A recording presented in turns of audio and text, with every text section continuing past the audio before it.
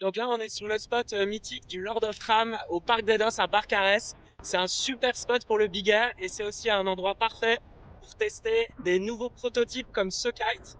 C'est un kite développé par Mission Kiteboarding et dont le but c'est d'être le meilleur kite de big air du monde.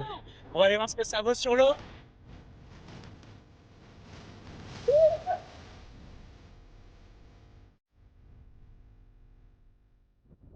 Nous, on a travaillé donc EOLab en collaboration avec Mission Kiteboarding sur le perfectionnement de ces ailes, de ces prototypes avant phase de mise sur le marché. Donc c'est des kites qu'on ne voit pas encore sur les spots, ils ne sont même pas encore en cours de fabrication, on est sur la fin du procédé de prototypage afin de rendre le kite à la fois toujours aussi performant, voire plus performant, mais également plus durable, plus solide pour résister aux contraintes. Simplement, on développe le matériel de la glisse du futur pour tous les pratiquants windsurf, wingfoil et kitesurf.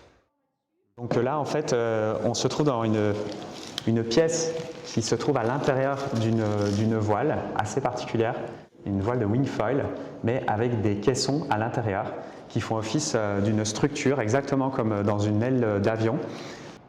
Et le but de ça, c'est de rendre la voile la plus rigide possible.